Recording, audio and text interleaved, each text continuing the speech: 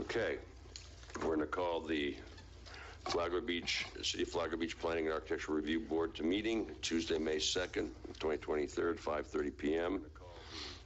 I'd like to stand for the Pledge of Allegiance. Brenda, would you lead us? I pledge allegiance to the flag of the United States of America and to the republic for which it stands, one nation under God, indivisible, with liberty and justice for all. Okay, thank you. I'd like to welcome Marshall Shoup on our Planning Architecture Review Board. Nice to Welcome. be here. Thank you. Roll call, determination of a quorum. Do we need to do that? We got it. Everybody's here. Okay. Paul Chester. Brenda Witherspoon. President. Marshall Shoup. Here. Chairman Joseph Mazzulli. Here. Catherine Fine. Here. Joanne Stillman. Here. Scott Chakias. Here. Okay. Old business. Seeing none. Well, we have to approve the minutes. Right? Yeah, approve the minutes. Oh, wait. Business. Oh, past January. approval of meeting of the minutes from January.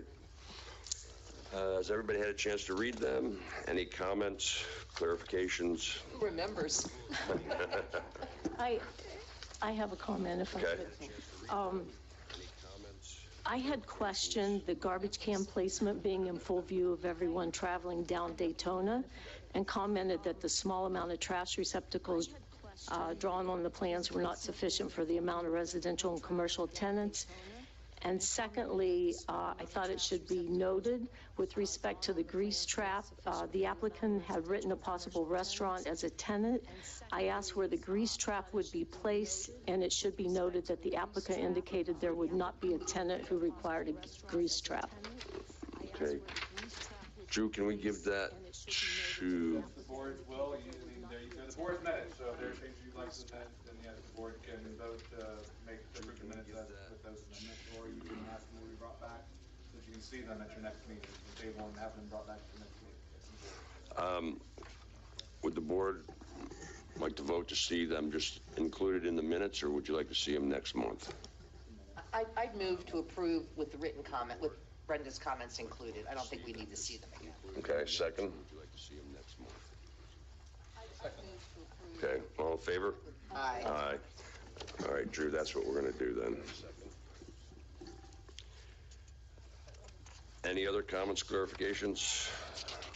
All right, Drew, that's what we're going to do then. Then a motion to approve the minutes. I just did. We did. That's it? Include, okay. Yeah. Okay, very good. Yeah, she said we'd take it the way it was. Old business, new business, nomination of a vice chair. Is that the right order? Okay. Drew, my first time, I think, maybe, as chairman, and so we just ask for a recommendation to vice. Nominations, correct, yes. Are there any nominations for vice chair? Are there any nominations for vice chair? We just ask for a recommendation to. Or volunteers? Okay. I'll make a nomination for Marshall Shoup.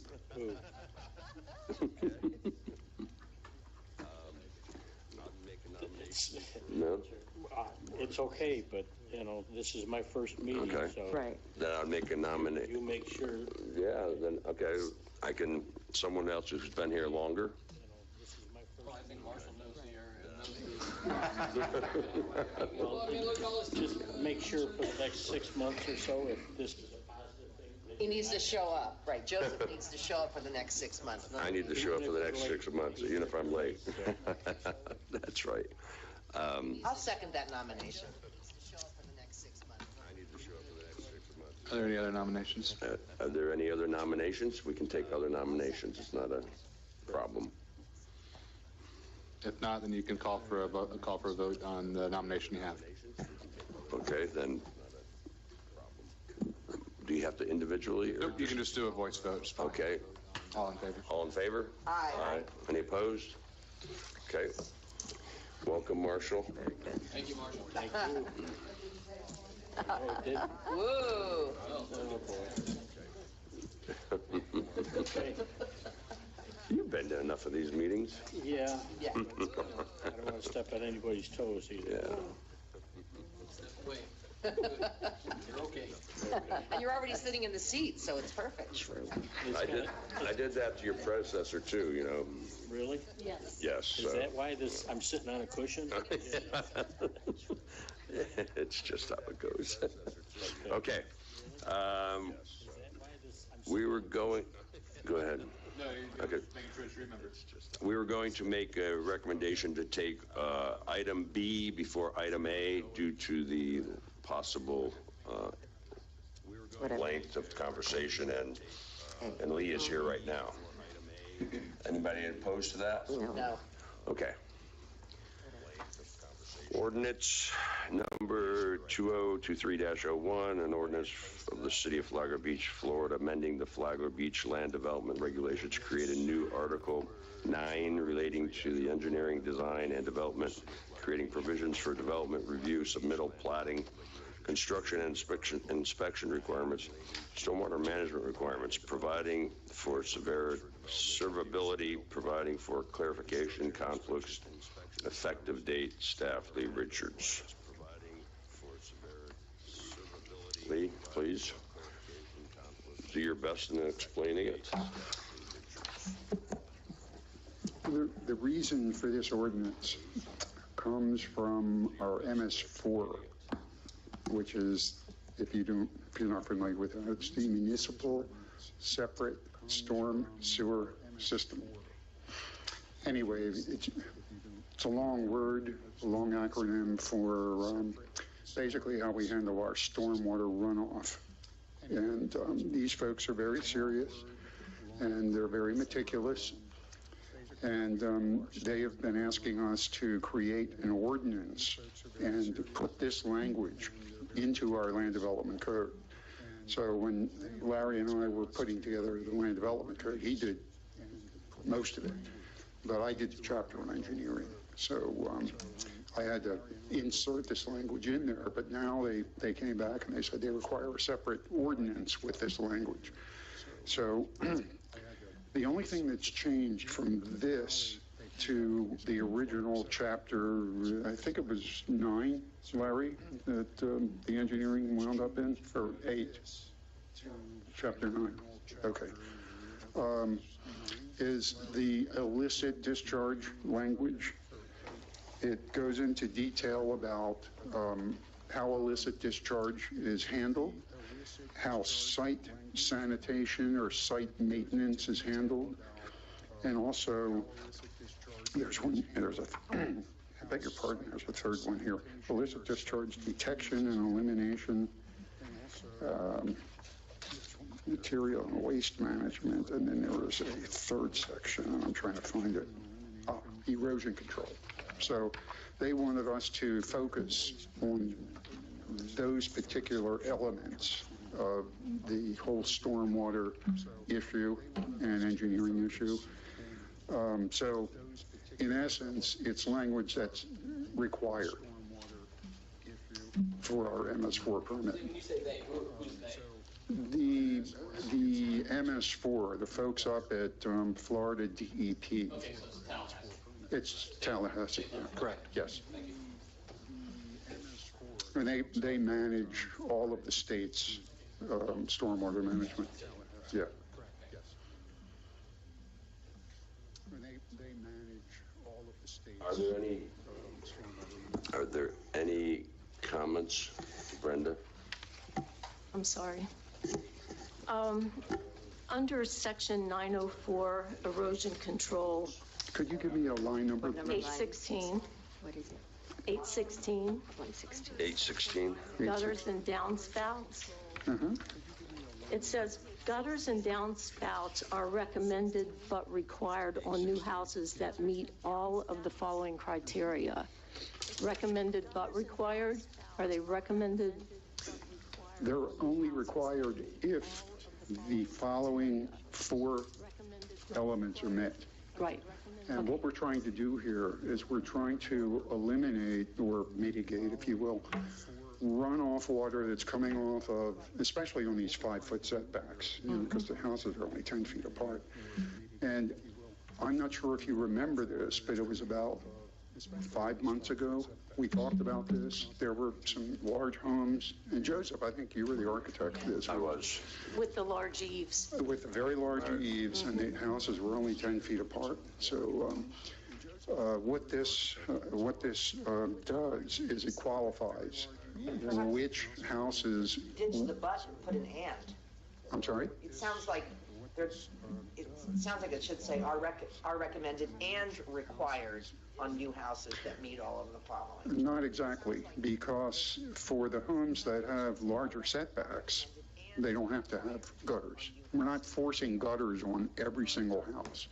So we had to qualify which homes and which criteria needed to be met in order to require home builders to put gutters and downspouts on. Would that read a little bit clearer if we, because I know what you're saying, I read it that way my first time through, but now that I'm hearing how others are reading it, would it still work if we said gutters and downspouts are recommended for all new houses, but required on new houses that meet all the following criteria? If that makes it, Because that's what I think what it's trying to say is that for all new houses, we would like to see them, but we have to see them if they meet these 4 criteria.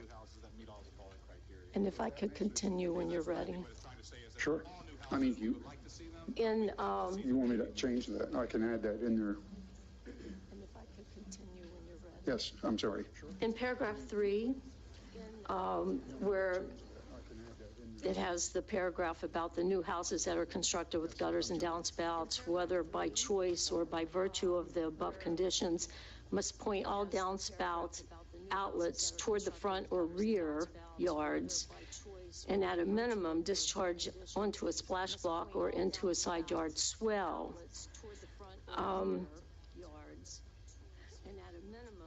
Back when we were doing the workshops, I shared an experience that I had with the water coming out the back. And I'll just read to you what I wrote from my heart. This paragraph totally ignores the greater landscape of South Central and the existing alleyways. Paragraph 3 talks about neighboring side property where the facing walls are within 10 feet of each other, and totally ignores the streams of water that flows from the rear of the higher ground homes along South Central that can cause flooding of the alleyways in the rear of properties facing along Daytona. A blanket rule that suggests water be drained to the front and rear is not adequate to protect existing homeowners. Case in point, the new construction, and I'm not against new construction, it's a beautiful home beside me. I'm a builder developer. I would be a hypocrite to say that. Okay, so I have no problem with the construction. The new construction to the south of our property caused flooding in the rear of the south neighbor's yard to the point a retaining wall had to be built, and the negatively impacted neighbor to this day lives with a dehumidifier in the lower portion of the home facing the alley during wet weather. The alley entered driveway, which is behind us, leading up to the rear neighbor who fronts Daytona, flooded and infiltrated the garage at times. Their only recourse was to spend thousands of dollars digging a French drain under their drive, all due to water from the new construction being directed off the upper lot, across the alley, and pooling on their property.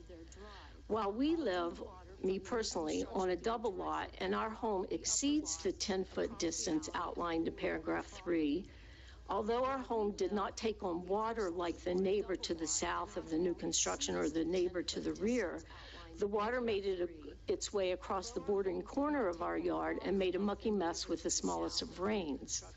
Worst of all, we spent 2 years begging the city for relief, as the most moderate of rains cause 5 to 6 inches of water to stand in the alley, making it impossible to get our sedan out of the garage. With the threat of rain, the conversation in our home moved to, what are you doing today? Will you need the SUV? Think about that, being reduced to only being able to utilize the SUV on rainy days because our city did not protect us. So that no other resident of our city has to go through the turmoil we experience, I ask most sincerely that you broaden the terminology to address the effect those constructing on the highest points of the island has on the existing neighbors, and to see that the gutters are mandatory and that runoff is contained within their property. I have videos and photos to share should you be interested. I am not exaggerating. It was finally taken care of, and I know that people are proud that no longer swells will be in the back. It's the only thing that saved our area, and I just thank you for any consideration. Let me just say this about that. Our current code language, God, I'm getting an echo in my hearing aids, I'm sorry. The current code language requires no water be shed to a neighboring property to the left or to the right, on the sides, that is. And it also says that water needs to be directed to the front and or the rear of the property. Now, in most places in the city, that works fine. However, where that huge drop-off, it's maybe 8 feet at times from Central down to Daytona, that alley back there, that tremendous hill that comes down onto the dirt roads. There's very little we can do to stop that, except require detention facilities on houses at the higher level, so that when that water comes down the hill, it at least hits something that would hold the water to some extent. Now, we have folks calling us all the time. Now, this has nothing to do with the gutters and downspouts, but it does apply to water coming off the streets or off other properties onto those dirt roads, across the dirt road, and onto the people that live to the lower side of that. We're going to be more aggressively trying to address the entranceways to the alleys from the paved streets. Many of them have asphalt that's broken up. There's nothing to prevent water that coming down that hill on the sides of the streets to just enter into the dirt roads. And what happens is they just wind up flowing right into the yards of the lower elevations. It's all gravity. So what we are going to do is we're going to slowly address that issue by asphalting the areas that come from the street asphalt into the dirt roads. In other words, create an apron of sorts. And then an asphalt bumper, if you will, like a speed bump kind of thing. And what that will do is that will take the water coming off the streets and continue it down the streets, as opposed to letting it flow into the dirt roads. Well, a similar approach could be taken for homes that back up to that hill, so that water flowing off of a higher property doesn't impact the houses on the other side of the road. Now, I'm not 100% sure how to approach that, but it's something we're going to look at. I will say that when they had them put the retention pond in the rear portion and the gutters went to that, everything stopped. And I'm not standing here to say, oh, poor pitiful us. I sincerely sit on this board to protect the people. Mm-hmm. And that is a little vague, and it frightened me, because even in positions where sometimes Daytona, the homes are higher, that flows into the alleys along Flagler. So we know we have a water problem. So, and we have more and more houses being built, 3 stories, the velocity coming off of them. And I just don't want people to think it's only when there's a single 50-foot lot, because I have a double lot and my home's way, way far away, but it didn't stop the mucky. And again, I'm not anti-development. It's just that these people now are spending $800 to $1 million. They can afford to take care of the water. Well, let me just say another thing. When Fred Griffith was here, Oh, yes. we all remember Fred, he instituted a practice of putting in retention ponds in the back of homes for that purpose. It was our lot, it was our neighbor's lot that did that. Yeah. And we do have the asphalt apron, but I don't know if we need to consider, and I don't want to take up too much time with this, I don't know if we need to consider moving towards some sort of maintenance in the alleys, because they don't, the water does not permeate. You know, it stands, so. Oh, yeah. Anyway, thank you for listening. Oh, sure, sure. But, you know, we are somewhat restricted by the current language. And that language kind of is going to carry over into this new rewrite. So, you know, as I said, I'm going to look into viable components that could slow that water down or detain it enough so that it doesn't affect the people on the other side of the roads. But those dirt roads are a perpetual problem for us. Maybe, perhaps, maybe after paragraph 3 or an asterisk or something that I noted on, I don't know what page, but it's line 314. The city of Flagler Beach is always considered reasonable, will always consider reasonable alternatives to the design parameters specified in the chapter as implemented by the city engineer. Mm-hmm. You're open-minded. Maybe you could put something like that in that gutter section where there could be a solution. Well, it'd be up, or perhaps what I'm trying to say is, depending upon the lot and the height of the dune, and if there's an alley in the back, maybe we have to think of a creative way to keep the water from going in that direction. If I'm going to, I have been studying this issue, but I've been so darn busy with grants and everything, I haven't had a chance to really focus on this too much. Because we wrote this several months ago, actually. But in any case, Joseph, what I plan to do is study the problem when I get some time. And if you want to hold on the ordinance, I can understand that. But I would suggest that we are going to, hopefully, if we get it through the budget process, we're going to try to do an entire citywide stormwater management plan. And one of the things that will absolutely be addressed is this problem with these dirt roads and the elevation changes, and trying to slow that water down and mitigate it from affecting other properties. And by the way, we no longer have a city engineer, so that I changed all of that wording to city engineering. Okay. Likewise, the language used the term land use administrator. Well, we don't have a land use administrator.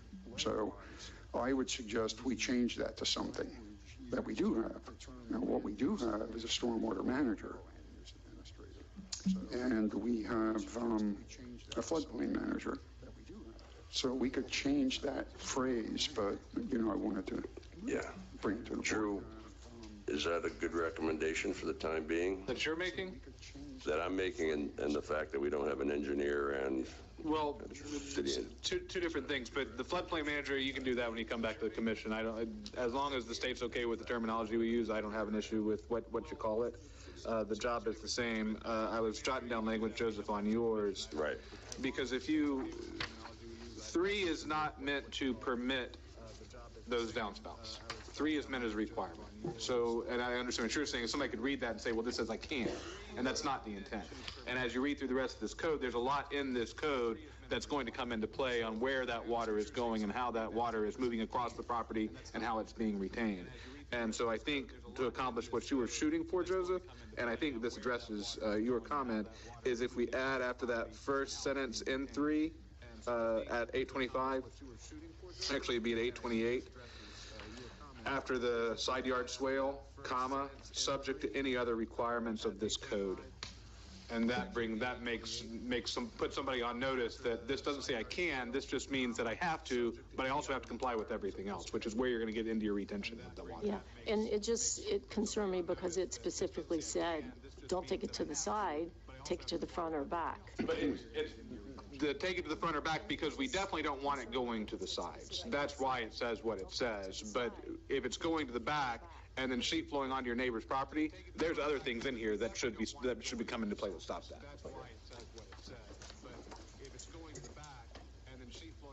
Larry? Lee, I was just more or less directed to Lee. I have a different position as with reference to the land use administrator. No, there is not a land use administrator position. However, in the city, in most cities, and correct me if I'm wrong, Drew, the land use administrator generally is the city manager. What I would recommend doing in some of these specific instances is saying what we did have in the land development code, land use administrator or as designee. And rather than naming anyone's position, staff positions can be changed, they can be eliminated. When that happens, you have to go back and amend your land development code. You use a general term, it leaves it open to a lot of flexibility should staff changes occur. Normally, I would agree with you, Larry, but on this point, on this MS4 stuff, the state is very specific in the terminology that gets used for those positions, which is why I say as long as the state's okay. Floodplain administrator, I've seen, and I know they don't have a problem with floodplain administrator. I think land use administrator came from them. But so I'd be more comfortable with not going to the designee language here because I know the state has taken issue with designee language. They want to know who their point of contact is with the MS4, and that's why they're very specific on who is it. You don't get to designate it. We don't have a land where the city does not have a land use administrator. What will happen is that will be added to somebody's job list. Or if it's floodplain manager, that will be added to somebody's task list. So somebody will be the city planner would become a land use administrator, for instance, or city engineer would become floodplain administrator. So there's an internal designation that happens where somebody's not given that. It's not truly a title, it's a job function, and that's the way the state looks at it. It's not so much, it doesn't become a new job title, it just comes under the old job title. I have a problem with that. I understand, but this is the state. You know, this is one where we're could have a problem with that.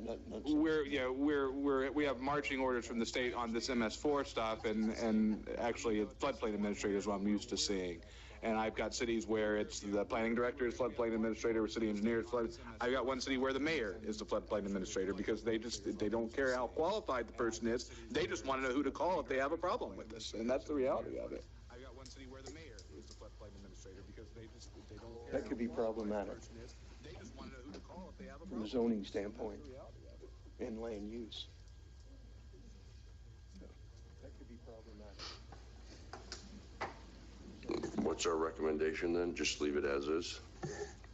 Or change I like floodplain administrator. I think that makes more sense. Land use, I think, gets into the planning question more because really the floodplain administrator's role is looking at floodplain issues, not looking at the other development issues, unless it's something else that they're tasked with. But so I'm actually more comfortable if we even just make that or make a recommendation for a global change of floodplain administrator. I'd be fine with that. Unless it's something else. I like that idea as well because I think a planner is more associated with the other title. Okay. Any other comments from the board on this ordinance?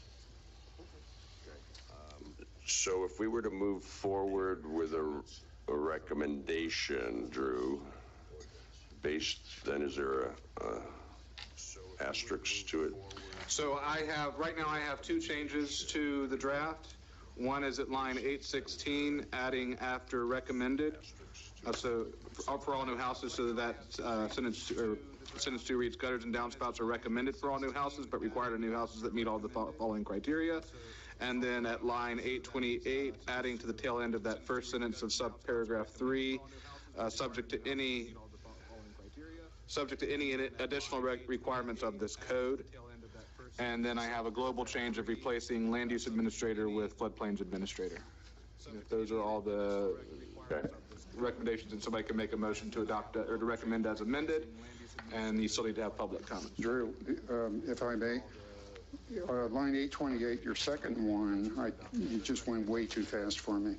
Is it at the end of the word swale? After swale, comma, subject to any additional requirements of this code. Is it at the end of the word swale? After swale, comma, subject to any additional requirements of this code. Okay, got it. Lee, Yes. 702 line, if I'm not mistaken, I think you meant, not you, but whoever was typing, pesticides shall not be applied or stored. Yes, I caught that. You got that, great. I caught that myself.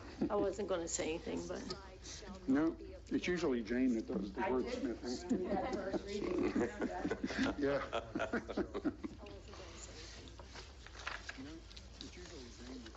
Okay. I'll Then, move to approve as amended by Drew and the or. I'll second. do I need to have a roll call or just? Public. Oh, public. Oh, I forgot about the public. Okay. Open to public comment. I don't usually say anything, but the commission did, Jane Mealy, sorry. I remember that when I'm up there. But, the commission did look at this on first reading, then we were looking for what your recommendations would be. We made some changes or recommended some changes. Were those incorporated in what the... I think this is the same draft that you saw. so it's the original draft. Correct. I think so. Because I didn't think to bring what changes we made. No, your changes will be yours, but this is their recommendation, so you'll get both sets incorporated into your next draft. Even if they didn't see what recommendations we made. Correct. And yours were, I don't think yours were substantive. I thought they were, no. Okay, just a question. Thank you. Well, the agenda packets were all done and out to everybody when we had that meeting, so there wasn't really, because this is being moved through rapidly because the state is leaning on leave. Right. Okay. So normally, yes, we would have done all that before we got here, but you would not normally have seen it first either. Thank you.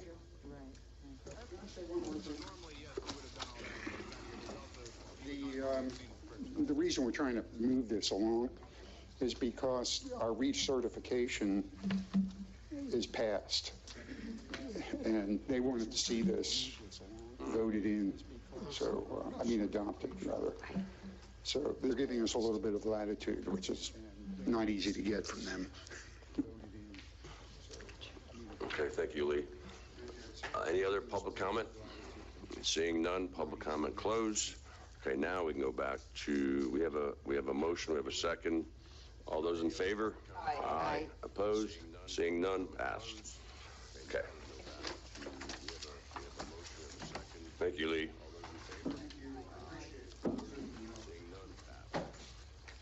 Okay. Application SP number 23-04-01, final site plan approval, a request seeking approval to development of multifamily apartment complex consisting of 39 units on 3.16 acres. Larry, turn it over to you. Yes, sir. Thank you. This item was to be presented to the planning board at the April meeting. We had a conference with the applicant, and it was decided to be in the best interest of all parties to pull back on submitting that application and address some of the comments that were prepared by staff, both engineering and planning and zoning as well. The applicant has submitted a new document, a new plan set. The applicant is here in the audience. The engineer is here as well. They are here to answer any questions you may have. I have a short slide presentation, and the applicant does as well. I don't know if they'll overlap, but as we proceed through discussing the item, if the applicant feels the necessity to show the PowerPoint, they will. I can try and click with my thumb, but I don't, those days are gone. I can try and click with my thumb, but unfortunately, I've come to learn we don't have, the pointer doesn't work on this screen. So as we go through some of these slides, I'll have to try and explain the location as best I can. We're all familiar with this location. This is actually a resurrected project from about 3 years ago that actually received final plan approval by the City Commission. If memory serves me correctly, it was named as Sunset Lakeview Apartments. The only difference density-wise between this project and the previous is there are 3 less units with this proposed development. The zoning of the property,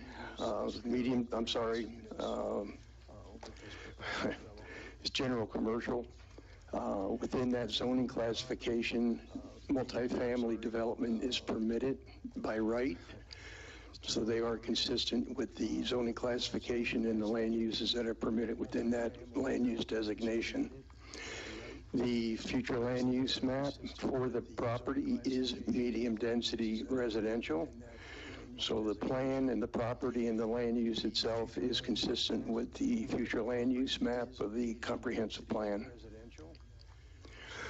The property is comprised of 3.16 acres. On the northerly end of the property, access would be by Joy Street, which is an unpaved right-of-way, and to the south, Leslie Street. So there are 2 points of ingress and egress. The primary means of access would be through Leslie Street. This is a rendition of the site plan. I apologize, it's rather busy, but it consists of 2 buildings. One building is comprised of 27 units. The second building is comprised of 12 units. There are several amenities that have been indoctrinated into this plan concept, and I will comment now that the amenities from my purview, anyway, my perspective, are more intense than what they were on the initial submittal that we approved some 3 years ago. Just going over this briefly, to the left obviously is a retention pond or a pond. That pond is proposed to be utilized as an active recreational resource at the very northern end. Everything I'm explaining now is obviously included within the plan documents that you received, but there will be canoes available as well as kayaks. The perimeter of the pond is enclosed with a safety fence, as is access to the kayak and the canoe area itself. There are 79 parking spaces, if I remember correctly. It does meet the code. And rather getting into detail, I could just make one general overview comment, and that is all respective elements that are required by the Land Development Code, both site design-wise and architectural-wise, are deemed consistent. They were not on the initial review. There were some concerns both with the site design and as well as architectural, but all of those have been addressed. This is just some of the site data information that is included on the plans. In the top left corner, site coverage. Total impervious is in the high 30s. Total open space is in the very high 60s, 2-to-1 open space versus impervious coverage. The parking, below that is a summary of the proposed as well as the required. There's also a table there that is included in the plan set that summarizes the requirements and what has been provided in terms of bicycle parking. And there's a summary on the lower right side, is included in your plans, that summarizes the recreational requirements of our code and how the applicant has addressed meeting those requirements and in fact surpassing them quite significantly. These are building elevations. Unfortunately, they're not covered, but this is the larger building. It's 27 units. In the packet that I believe the applicant provided today, there are color renderings of the building elevations. I would want to comment on, let me see if I can go to the side. This is the updated side elevations. The problem with the first set of plans that were submitted, I use this infamous term of the fenestration or window to wall ratio, and they have made significant additions to that.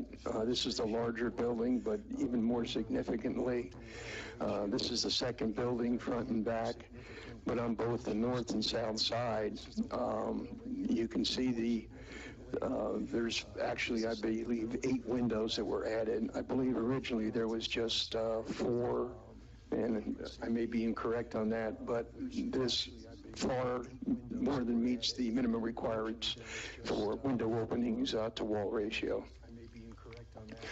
These are just some details, again, that are included in the plan documents. In the upper left is pack wall lighting, the type of wall lighting that will be applied to the buildings. The center picture, it's not a very good representation, but that does speak to the safety fence that would be along the perimeter of the pond, as well as 2 of the walkways that are adjacent to the building. The graphic on the upper right represents the parking as it's being proposed by the engineer. The issue with the first plan set was that the sidewalks were 5 feet wide. There's a curb. The overhang of the car would be, we use usually at 2 feet, which would leave you with a 3-foot sidewalk. So they went back and addressed that. They increased the width of the sidewalk. And with the car overhang, we will have a clear 5 feet of pedestrian walkway. The middle left picture is a representation of the perimeter fence that will separate the residential development multifamily from the single family to the east. And obviously, if you look at the plans, there's significant landscaping along that perimeter on the interior side of the fence. The lower picture there on the bottom, that's, again, not a very good graphic. These are all on the plans, but there are details. This is a typical bike rack that would be utilized for the development. The next graphic to the right is a lighting standard, and I was trying to show here was just what the fixture would look like. It would be a rather flathead fixture on a typical lighting pole. In the lower right-hand corner is a graphic of the gate that will be on the front of the dumpster. The other 3 sides of the dumpster will be block. This particular gate will be very well reinforced steel framing with the vinyl applied over it. This recommendation is, unfortunately, I didn't update my recommendation from the previous staff report because in that staff report I recommend the planning board deny the application as submitted. This submittal, my recommendation is that the planning board recommend approval of the plan to the city commission. The only outstanding condition being that the civil plans be approved by engineering prior to the issuance of a building permit. And with that said, I'm happy to answer any questions, and the applicant is here to answer questions as well. Prior to the issuance of a building permit. Happy to answer any questions, and the applicant is here to answer read through the complete package that you recommended denial, so therefore I guess they made all those adjustments that were in that original document that I read through. And I guess that was the April 1st version. Yes, there was a list, I believe I included, of the site design inconsistencies as well as... Yeah, which was compliant and non-compliant. Yes. Okay. That would have been good to know. All right, let's start with the board. We'll go to my right first. Paul, do you have any questions? Okay. Brenda? Yes. Who I direct to? Okay. Do you want to stand? Sorry. Yeah. Yeah. If you would come up and stand, state your name, that'd be great. Katie. I work With? for with Tri-Legacy, which is, I work for the owner of the Okay. property. And then this is Harry Newkirk, he's the engineer of the property. Hello, Katie. Hello, Hi. Harry. Good to see you again. Yes, sir. Okay, with the window correction, I have no problem with the architectural aspect of the package, and both the elevations and the livability of the apartment layouts are really nice. Thank you. On page 5A of the final site plan application,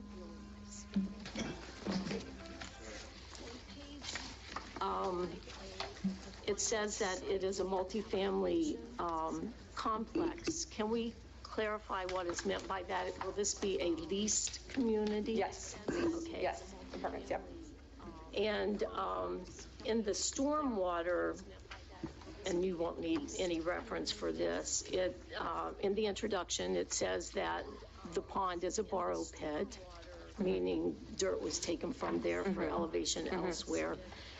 And then there is I'm going to say ditch/creek that runs to the east of the property, and it goes under Leslie Street and beyond. Yeah, into Stonebridge and beyond. Yes. So my only question, because you heard that runoff water is a concern to me, are we certain the homes along and downstream of the east border ditch/creek will not be negatively impacted during sustained rain events once the land is cleared and the hard surfaces in the buildings are complete? I know it shows the drains and everything drains toward the pond, but I didn't quite understand, could those drains possibly be covered with leaves and cause a problem? I'm just curious how that creek is going to be affected. That's a great question. So the way the stormwater works is the ditch you're talking about, we're going to reroute that so it goes directly into the borrow pit/lake, and through which we're St. John's permitting. This site doesn't use the lake for stormwater. We have dry retention ponds, swales, and underground retention and pervious pavers to treat all the stormwater for nitrogen and phosphorus removal before we discharge into the lake.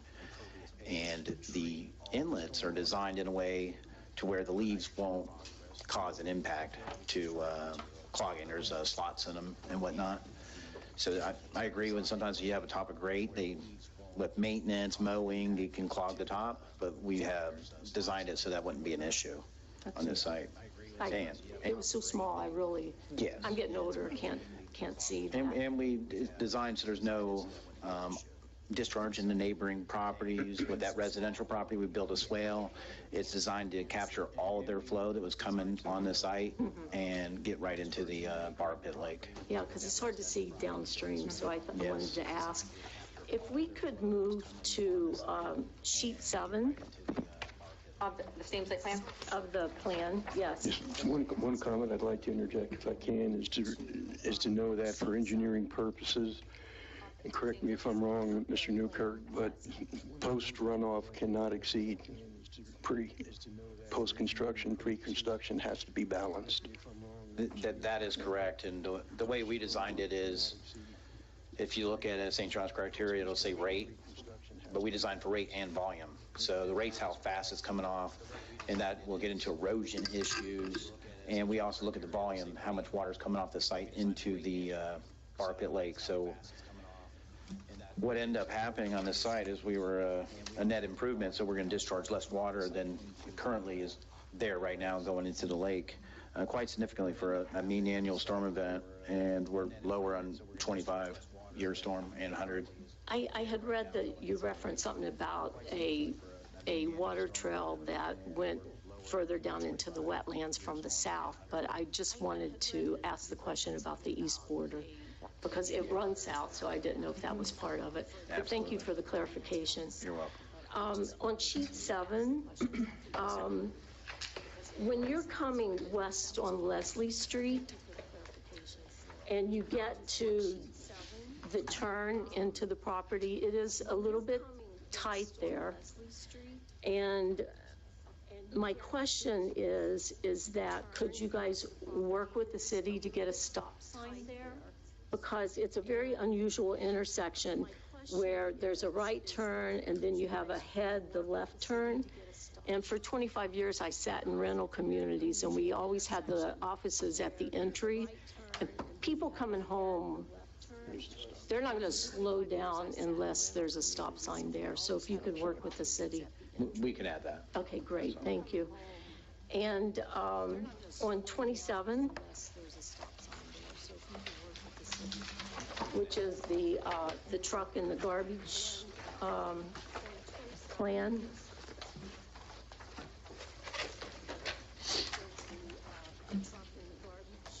So, I mean, it's very clear that the right is the fire truck, the left is the collection truck. And the letter that to Larry Torino, where you guys responded to his questions. Okay, if we go to page 3, number 10. Oh, you're on the copy page. I have a copy if you want. Sure. Here you go. You can even have my notes. I have it, Harry. You do? Yeah. Okay. Comment 3, the no driveway or parking lot? No. Page 3. Oh, page 3. Comment Under meet and hunt comments, number 10. Are you under the? It's back. This next one. Next one. Sorry. That's okay. Oh, right here. Comments, number 10. Are you under the? Ready? Yes. So the city may wish to require paving of Joy Street, which is currently unpaved, as it will serve this development. And the response, the project access is from the existing paved road, Leslie Street, and Joy Street is used for a secondary emergency access drive. The applicant does not wish to pave this road.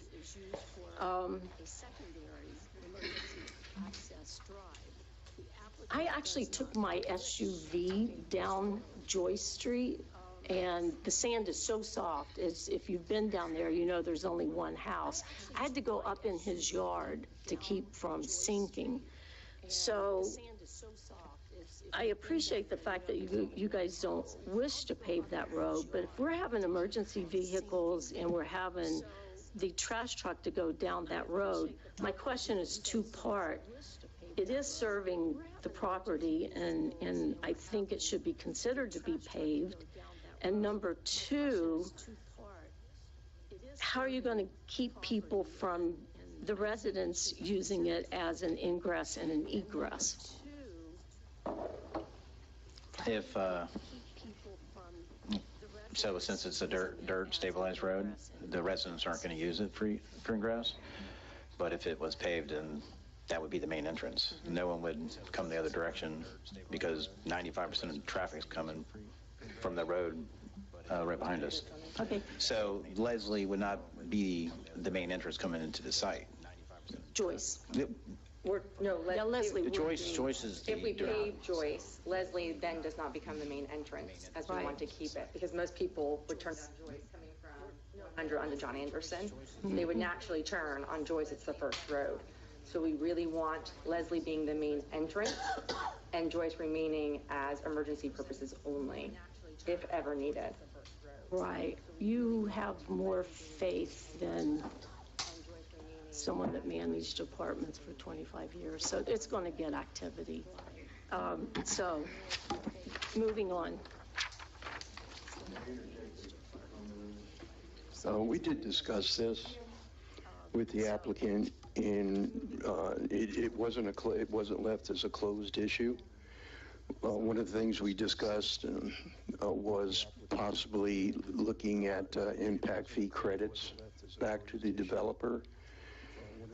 That length of roadway is approximately 380 feet, so it's not a that little more than a football field, whatever.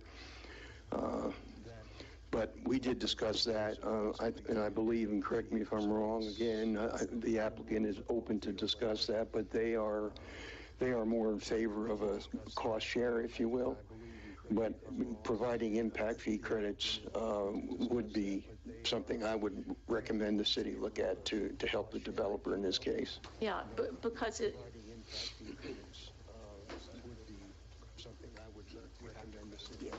Yeah, because it's going to, I mean, it's not a stable road. No. Yeah, No, and we're talking disagree, about, it's just- we're talking about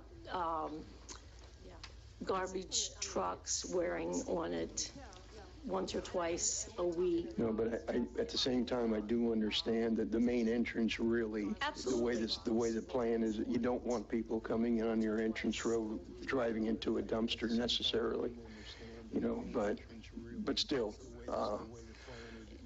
that I believe is still open for conversation. Mind if I ask a follow-up to yours? Sure.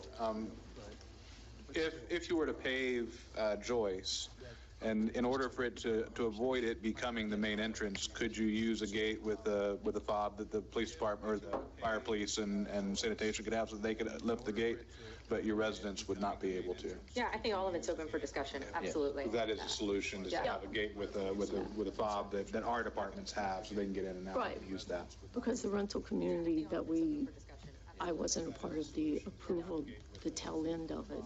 I mean, we were mandating multiple entries and this and that. So, Sorry, Brenda, I can't hear you. okay, sorry. I was saying the other rental community on Roberts Road, we mandated X amount of entries and all these different things. So I was just, to me, it's a valid question. Are you guys aware that the property to the south of you is a senior living facility? To the side, the other townhomes, yeah. The villas. The villas, yeah. Yeah. It consists of older residents who often travel Leslie Street to John Anderson and north to Publix and CVS riding their scooters. And there's been a reported hit and run there. Few in the senior living community are capable or can afford to drive cars, and their motorized chairs are their only form of transportation to shopping. Although I couldn't understand the traffic report, because it was a lot in tiny writing. I'm wondering where the discussion has been with the increased vehicular traffic generated by the proposed project. Has any concessions to upgrade the Leslie Street approach to your community from John Anderson been made to ensure the safety of those presently living in the neighborhood? Because there's no sidewalks that I saw. There's no sidewalks that run down Leslie, no. Right. And when you come up off Johnny, I live over there, so when you come up Johnny Anderson, you have the crosswalk to get across for those residents and then to cross 100. Right. But there is no sidewalk that runs up and down Leslie. You are correct with that. So we are going to have a lot of foot traffic, pedestrian traffic, bicycle traffic, and scooter traffic. And again, I just would like to say I'm concerned about that small stretch and void of sidewalks. I live on the part of Central here that doesn't have sidewalks, and it can get scary. I live on the part of John Anderson that doesn't have sidewalks, so I understand. Yes. The site plan is the heart of a project dictating both the livability and the long-term value of the community. And if you have any concerns that the questions that I have nothing to do with the site plan, then I'll be happy to explain why I'm asking these questions. So staying on sheet number 27, I'd like to evaluate some of the aspects of what life's going to be there. Did I overlook a mailbox kiosk? It's in the center. Yep. Between the two buildings. Between the two buildings. I didn't see it. It's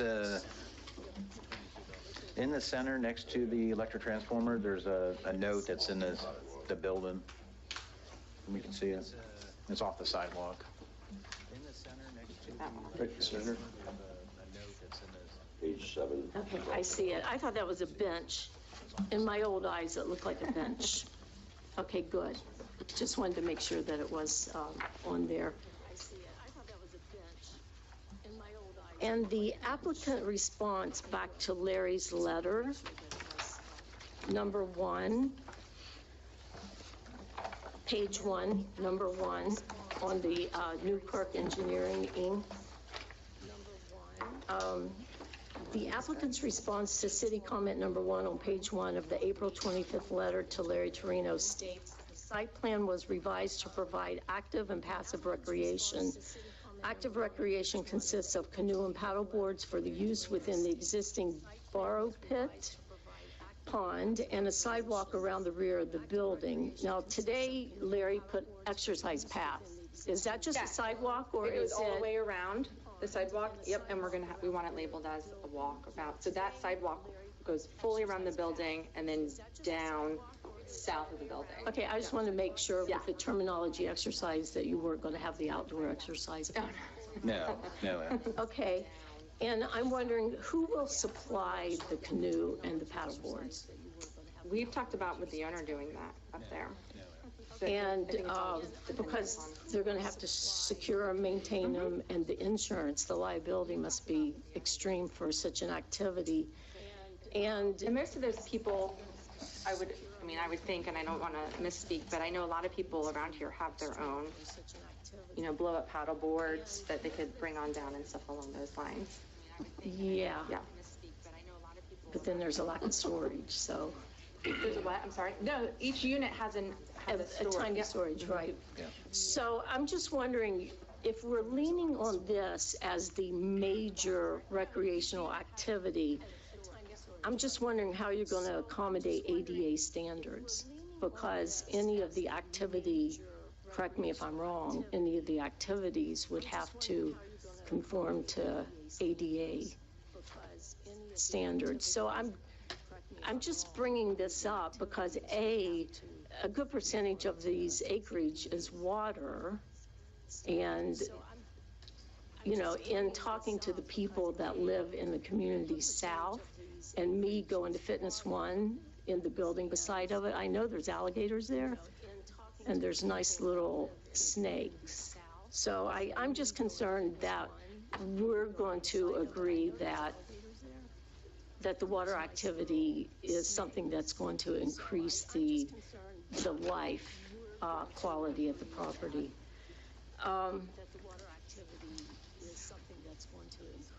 So there's no gym, no social room, no business center, nothing of that nature.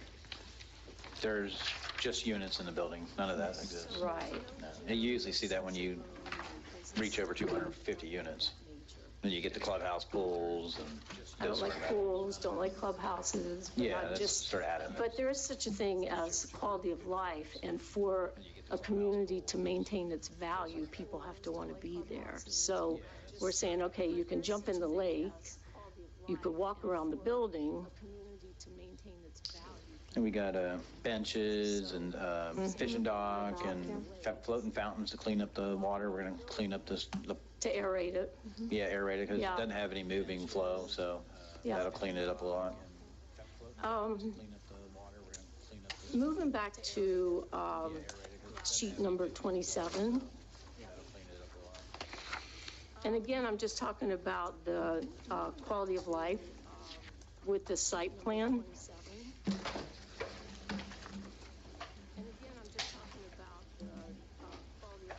So we have the larger units, except for the 3 one-bedrooms, the farthest away from the parking. So I'm wondering, so we have the larger units, except for the 3, if you think that that's going to be a livability problem.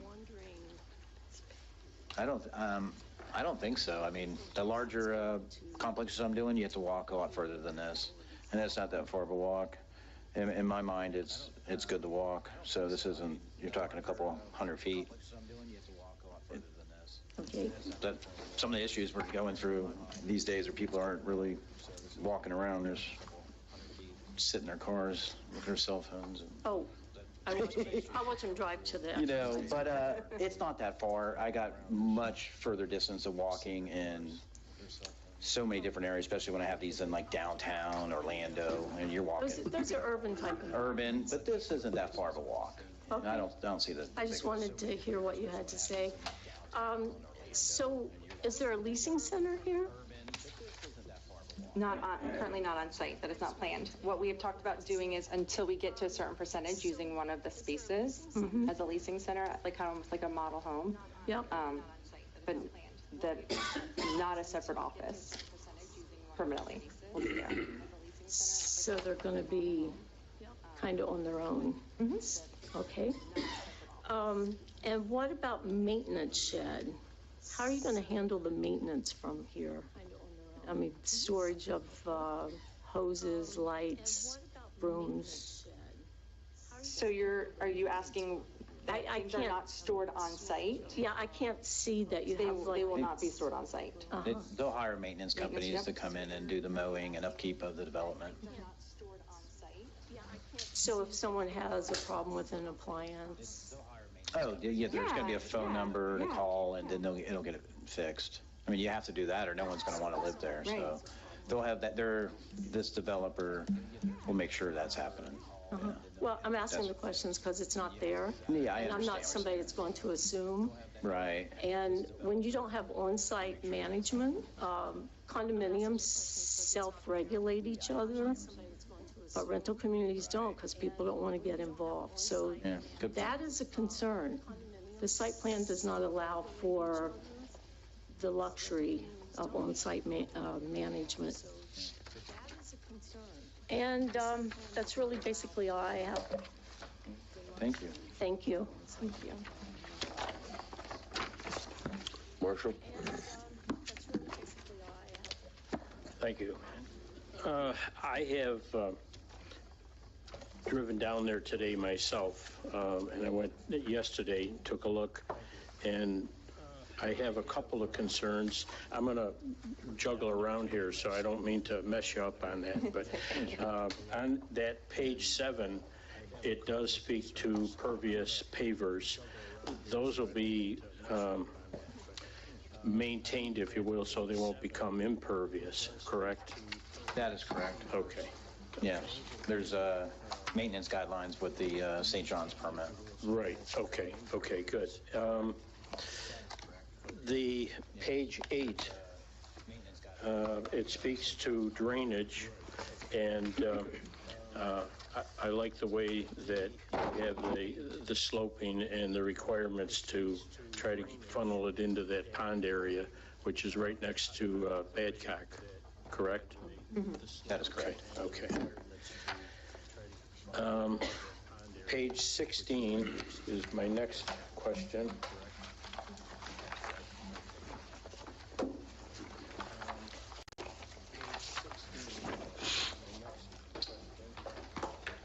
I've got a background in fire, which is good, bad, or indifferent, but, and I really appreciate the fact that you took the time in your plans to not only distinguish the ladder truck and the length of it and so on at 44 feet and the garbage hauler. My problem is similar to what you just said. We had rain, how many days ago, 4 or 5 days ago, at the base of Joyce Street, which there's so much brush and everything else that we would be in the situation of trying to get. I can tell you right now that the fire department, I've talked with the chief, I've talked with the fire marshal, and my own training, there's no way a fire truck's going to go down or an ambulance is going to go down a dirt road. They'll get 10 feet and they'll stop because of their weight. So it comes back to whether you're going to pave or not. And I know there's been discussions in the past of where there's been a private development, let's say in the south end of the city, and that development would like the city to take over the maintenance of the road.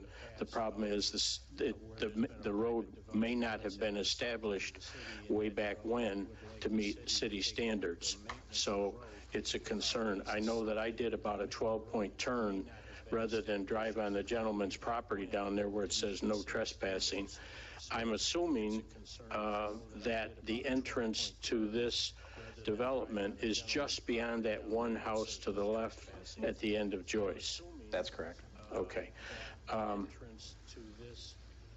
The other thing that is one of the things that I discussed with the fire chief and the fire marshal, and from my own experience, God forbid anything happens in here, this type of a structure or these two buildings, I think one of them's what, 12,000, or not 12,000 square feet, whatever.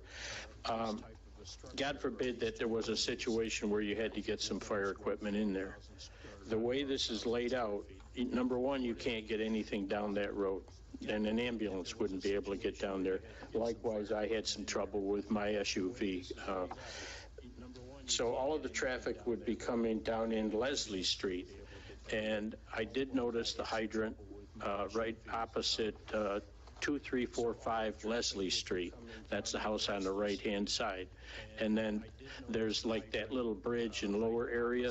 So that evidently is the entrance to this, okay? The problem that you have that it contradicts some of the intent, and I know nobody wants to prepare for an emergency, but we all have to.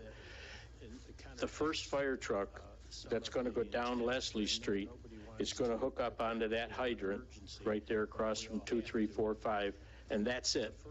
There are no more trucks going to get in there. They can't come down the dirt road, and they can't pass this truck because the hose is across the road. So, and there's going to be a y'all come. There'll be 8 or 10 vehicles minimum. I'm not trying to redesign your plan. Yeah, if the hydrant was on the other side of the road, not a problem. The other side of Leslie, because then the first engine could pick up that hydrant. Yep. They could turn right and go wherever they have to, all the way down to the other end if they had to. They pull 1,000 feet of hose. I totally understand what you're saying. Okay. We can move the fire hydrant. I mean, well, and I'm surprised there's only a 2-inch water main that's going down Joyce, but there's only one structure there, so okay, he's got his own private service. So what we're doing with the water system is we're going to connect to the 6-inch main at that hydrant. That's correct. On Joyce Street. So that'll give it the extra circulation and a dead end run. And that's a good location because you've got it on the southern side, because something coming in could, if a vehicle could get down that street, something coming in could hook up to that hydrant and they could come towards Leslie Street without, and then others could follow them. Yeah. Makes sense. But the chief is willing to discuss it with you. Larry, you may have some impact or... Well, what's interesting is that both the fire chief and sanitation supervisor reviewed both these plans and said they had no problems. Yeah. So I'm just pointing that out. Yeah, I talked to Bobby and Mike today, and they both, I said, can you see where the hydrants are located and so on? And he said, yeah, I didn't notice that. So. Yeah, no, I'm just bringing out that they did have an opportunity to review. And today they're doing their ISO exam, which it's every 5 years, which keeps the insurance rates down for the residents. And they've been pulling their hair out Cox doesn't, he's bald now. Yeah, no, I'm not talking in opposition. I'm just saying that they were reviewed by other Right. departments, and then I And just take those. I brought it up to him yesterday, and he said he wasn't quite aware of that. Okay.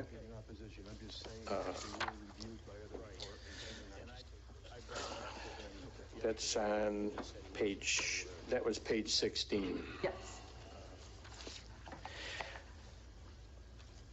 On page 18,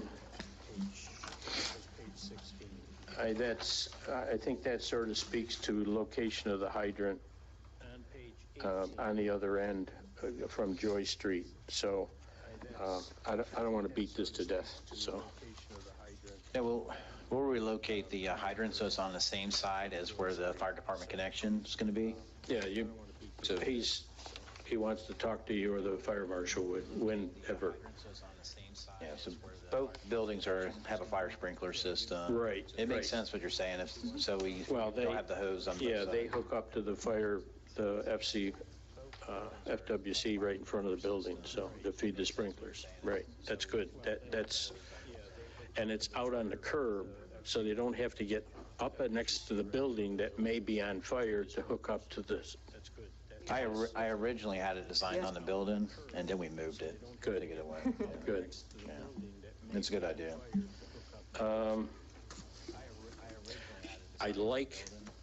I had seen the plans anticipating being my first meeting last month. I had seen the other plans, and I noticed one of the things that the height of the building exceeded. Yeah. And I'm glad to see that you rectified that. If you could, and we go to A3, 1. That's the larger, building 1 on your plans, that's the larger building? Yes, sir. Okay. And I had to use a magnifying glass and my bifocals, and I still couldn't read whether it was a 112 pitch or a 312. I'm assuming it's a 312 pitch. Okay. And I saw that the median there, that's cutting it close. I like your plans, 34 feet, 7.5 inches. That's good. I like that. And so that meets all of our regulations. But I did notice on the page A3.2, rear elevation building number 2, dead nuts right on 35 feet. So that was an excellent calculation. The only other thing, and I might mention this, Larry, with your presentation, I would imagine that you're probably not going to require people to head into a parking spot, but I'm thinking of like my vehicle or a pickup truck. If they back in, that 2 feet overhang may be 3 feet of overhang. So I don't know if that's a tough thing to, it's going to be offset because there's going to be somebody with a car that's only 10 feet long, so, but. And add to that a boat hitch on it. No, I hear you. Yeah, But, I think a 7-foot sidewalk, considering 2 foot overhang on most cars, is very reasonable. So, unless you have small parking and whatever, but you can't fix stupid, so. Okay.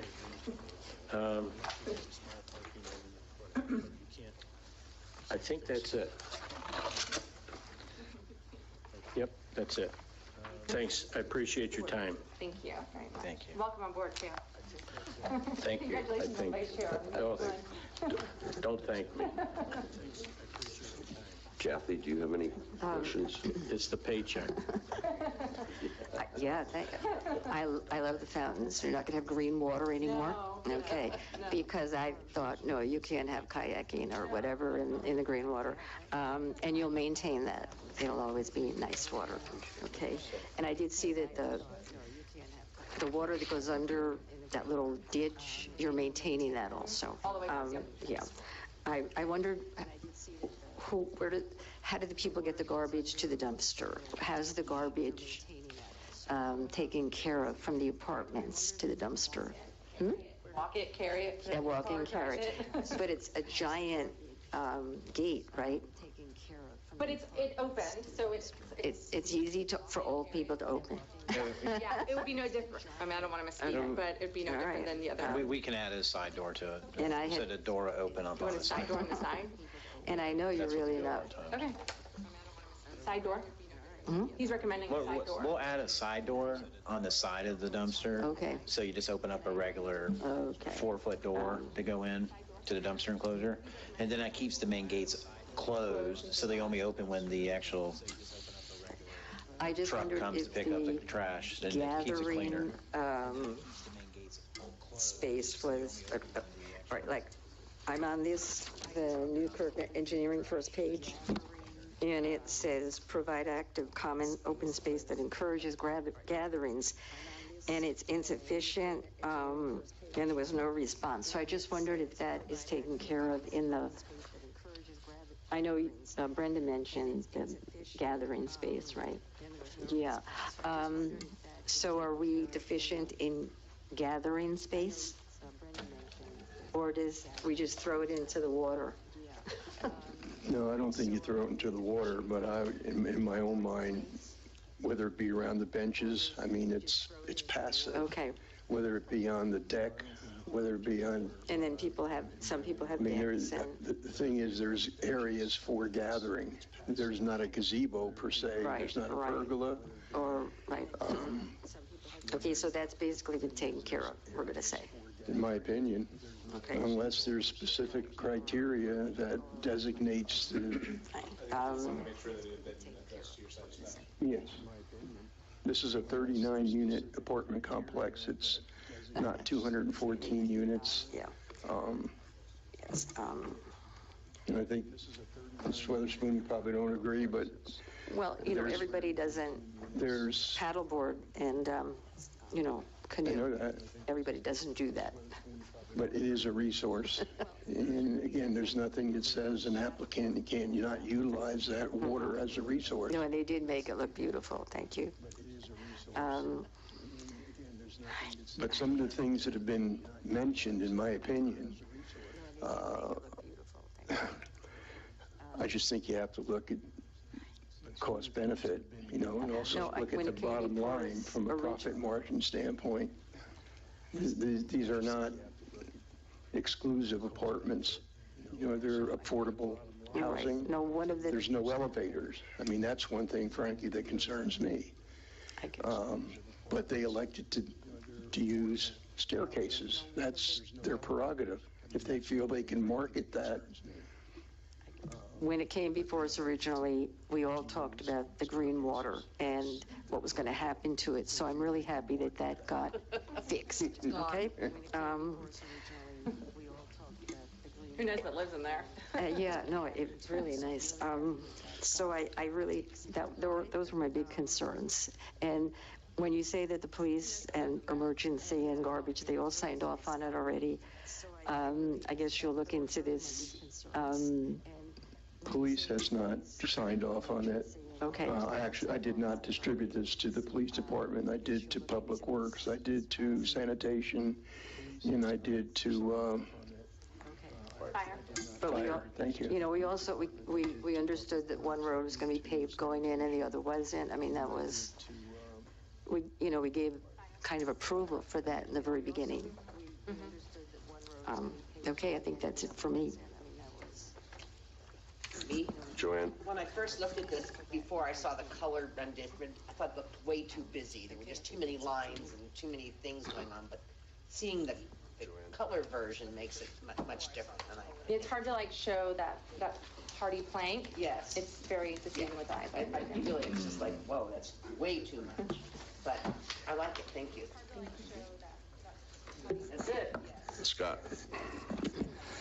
I have, I guess, pretty good concerns about both those streets needing to be paved. It's just going to create a lot of traffic. That's all there is to it. I mean, you got 39 units. You got to figure, 2 cars per unit? The average 1.5, 2 cars. I mean, it's just, and not to mention, I guess this other little community uses Joyce Street as it is, don't they? Or Leslie Street, I mean. Leslie. Yeah. It seems to me as far as the city goes, it would be a good an opportunity to work together with the developer and get these things paved and make them what they should be so that they'll last and we get emergency vehicles up and down and everybody's safe and all that fun stuff. So that's my only concern. I think roads need to be paved. Now, who pays for that? That's up to you guys to decide. Okay. I know that when we first reviewed this, we talked about the fence around the pond, and there was a huge concern about the safety of possible children, even older adults. Now, I do see how the fence goes to the west to that walkover or that T-shaped deck, and then it comes back north along the walkway, and then it does the little belly out, bullnose around the northwest corner of the building, and then it comes back, I guess, across the little green area. Is that what that fence is doing? The decorative fence? So the decorative fence goes from the T, that's the dock, the deck, and that'll have wooden rails on it. Yes. Okay, so the gate will protect you from crossing the deck to the water area. And then the decorative, it's a decorative rail fence so you can see through it. Right. And it goes all the way along the west, just borders the sidewalk. Borders the sidewalk. And then it comes around the north side. Yep. And it ties into the railing that's on the retaining wall. Yep, the retaining wall. Now with that, how are you going to get, is that where there'd be a gate to get to the boat, kayak? There's a gate, yes. There'd be a gate there. And then it terminates, so at that property on the northeasterly edge of that retaining wall, there's the gate stops, or the fence stops. It does. So there's no way to walk around it, I mean, obviously your property line, I don't know how we would, because Larry, when we reviewed this the first time, we don't own the whole retention pond, so you can't put a gate or a fence all the way around the pond. No. But we always agreed that there'd be a fence somewhere to try to prevent or create life safety welfare as much as possible with a gate, a fence. Right, at that time, but the other plan, though, there was a completely different type of stormwater system and retention system. There wasn't a retaining wall along the north property line. Right. But if memory serves me correctly, I do believe we asked them to put a fence or a barrier along that north property line to the edge of their property. But again, if you think this, if somebody really wants to go back there, they have, even to the edge of the property, their property, there's still, to the north, it's exposure. Yeah, I mean, you could, well, even on the south side where the parking lot ends, I guess you could just, there's no gate there, right? There's no fence there. So you could just walk down the hill and around. You could, actually, yes. It's a ditch right there. It's got water, and whatnot. Where we have there's a dry retention, but that's just dry land, right? Right, but when you see the walkway going over it, that'll be a raised walkway, so the ditch underneath it flows stormwater to the adjacent development. Right. So I guess our attempt at safety is just along the perimeter of this walkway, pretty much. Okay. All right. And then, yeah, I was going to say, how do you get rid of that green algae? You have to aerate that pretty well. It'll be interesting to see how many people use it. If you actually clear it up and clean it up, I think it might be get used, but I'm not sure. I wonder if any fish in there? There's alligators. Alligators. Alligators. He's adapted everything down there. The algae, the safety with the fence, I am concerned maybe about that, Now, Drew, you had the idea of that emergency Is that just a swag chain type thing, fence? Or? Could be. I was thinking of more of a drop-down bar. Oh, drop-down bar, And yeah. that's why I was mentioning that you get fobs to the police department, fire department. Right. First responders, and the sanitation, they can get that gate to lift. Yeah.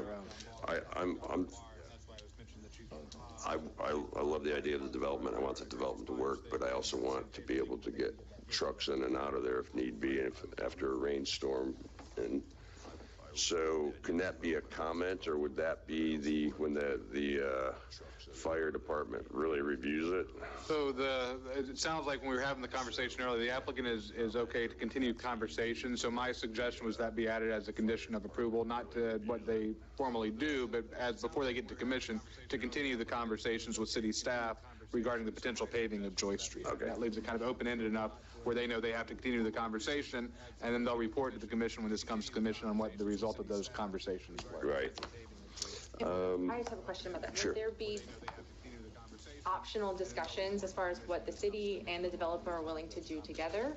That would be my expectation, and that's what, if you're making off-site improvements, if you're paving a road that's not on your site, my expectation is you're going to be getting impact fee credits for that. So you're not going to be, we don't have the ability to make you out of pocket for that. If you're making off-site improvements, if you're paving a road on your site, my expectation is you're going to be getting people are pretty lazy. Building that 12-unit building to walk all the way to the dumpster. I don't know. Are you going to have people that will pick up trash bags along the sidewalk? I'm just. I was just talking to him. I said, I should do something like this in my office. I know walking is. Hey, if you stop, you're in trouble. I can tell you right now. But I don't know if there's an alternative or not. But people are lazy. May I ask what price range you're looking at for rental amounts? What do you have, 1, 2, and 3 bedrooms? Yeah, we have 3 one-bedrooms, primarily 2 bedrooms. Okay. I'll be honest with you, we're just now starting the research. We're waiting to kind of see what happens at Roberts Road as well. Right. Yeah. And then with the opening of the hospitals, we know that we have a lot of younger folk coming in. We know we've talked to Advent. We have a lot of interns that are coming in that are going to need temporary housing while they do their. So Advent was kind of giving us some numbers of that, so we can kind of guess as to have a good estimate as what rent is going to be for those. Okay. Yeah. Okay. All right. Could I make Marshall? one other real quick comment? I picked up on what you were just saying, and if a garbage truck is going to come in there, it's going to come down Leslie. Mm-hmm. It's going to go past the right turn. It's going to back up and have to back up all the way through the complex to get to the dumpster. They're not going to be coming down Joyce Street unless something happens there. They dump from the front? Yeah, they come Good. forward on. Leslie and drive forward to the dumpster. Yeah. Yeah. Yeah, but Or go down, potentially go down Joyce, yeah. right, So but it would be a Oh, I see what you're saying. they'd come down Leslie, go beyond where they have to, and then they'd back to the in front of the complex and go all the way down towards Joyce Street. And that could be a real problem with kids and a garbage truck backing up, whether it's got the, So you're saying if we don't do Joyce? is that if what you you're don't Okay, do something okay. with Yes, that Joyce. road, whether it's just run across or Yeah. whatever. Yeah, Stabilize. I understand. Yeah. Okay. I get what you're saying. Yeah, that's why our truck turns diagram show going down. Got it. Yeah, well, it's. Because I know they're I not like going to back up that pictures. far. And colored pictures are even better, so. Okay, sorry about that. Okay. Okay, Brenda. I just wanted to comment that just 39 apartments is really minimizing this because according to the Federal Fair Housing, I just wanted to comment that you have to allow at least 2 people per bedroom. So we're talking about, at the minimum, 174 people. So I just wanted to make that clarification because that's a lot of people in a small area. Most people don't have 2 people per bedroom unless it's 2 children or 2 adults. I mean, if they're talking about interns from the hospital, there'll probably be 2 people per apartment. That's an assumption that. 100%. Yes. Absolutely. Thank you. No, and you're right with the fair housing. I mean, you're not wrong. Yes, as a matter of fact, the one behind Publix has to accept 8 in the 3-bedroom. Yeah. And, you know, it's easy to say what people will and won't do, but until you're in that rental market, because these are people grabbing to be close to Flagler Beach. Yeah. I mean, you know, so not necessarily true. I've seen, Right. you know. So the sites that where we run into problems with parking are sites where you do 1.5 per unit, and then you get like a 50% credit for mobility. Nobody takes public transit, so they go in a loophole like that, and then those developments all have parking problems. When you're at 2, you're really good. That's really good. And I haven't seen many developments with 2 spaces having issues. Once you go under 2, that's when you start having problems. If you go to 2.25, you usually have way too many spaces and no one's utilizing them. And Plus visitors have to be factored too. yes. Mm-hmm. How many other apartment buildings does this owner have? This is their first apartment. There's other smaller multifamily style communities, but this is the first apartment. Any other questions? Okay, then I will open it up to the public. Not as bad as the Seeing no one from the public, I'll close to the public. Okay, Drew. So we need to make a motion, and the motion, I'm guessing, probably will have some. You have a recommended motion. Okay. So if you were to take Larry's recommended motion, add to that a number 2, which would be continued discussion regarding paving of, is it Joyce? Paving of Joyce Street, and, Then Leslie or just Joyce? well, Leslie has already planned to be paved. So the additional paving, potential paving of Joyce Street, and then I think also the applicant agreed to one of Marshall's points, which was the relocation of the fire hydrant located on Leslie Street. So those would be 2 additional conditions of approval that you'd add to that recommended motion. What about a sidewalk on Leslie? You can ask that it be discussed. I mean, if you'd like to continue to add that to the discussion points. Again, it's not going to be on their dime. You understand that? That it's a city project. It's the city putting it on there. It may just be with developers' forces. It's not going to be on their dime. You understand that? But I don't think there was any objection to discussing it. Okay. All right, so we need to have a motion. I don't think there was any objection to discussing it. Okay. Are you willing to make a motion? You want me to make it again? Yeah. I move that we approve. Recommend. Recommend approval of application SP number 23-04-01 with the Conditions. DO5 today. with the conditions, 3 conditions as specified by Drew.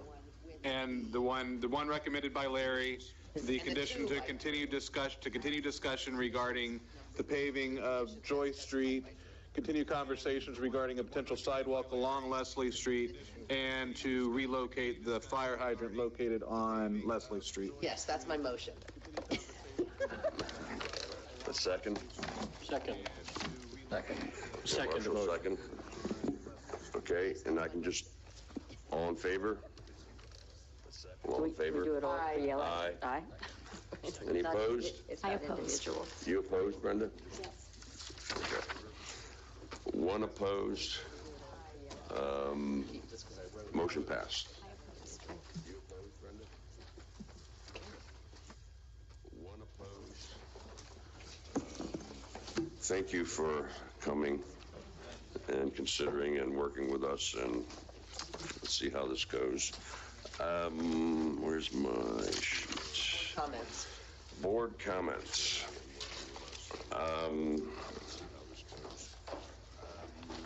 Any comments? I would, Kathy. Yeah, this is my last meeting, and I just want to thank everybody on the board. It's been an honor being with you, and Marshall, good job. I want to thank Drew. You're an excellent city attorney. Thank you. I want to thank How long have you been on the board? Oh, please, I think 20 years. That'd be 20 years. Yeah, it is. Thank you for all Larry's staff is awesome. We love you. We thank you. We appreciate you. I want to give a call up to Don Deal, our past planning board chairman. Excellent. You choose to go. You're doing a good job. And Larry, a special thanks to you. The best planning director I have ever seen in my 20 years on the bench here. Your dedication is awesome. Thank you. I'll miss you. Keep well. And Jane, who is our faithful commissioner who comes to every meeting and she listens to us. Thank you. And I also want to, it's Easter, I want to thank Jesus, okay? Amen. Amen. Thank you all. Kathy, we really appreciate all the years of service, and we will miss you. Paul, are you? We'll see. Okay. All right.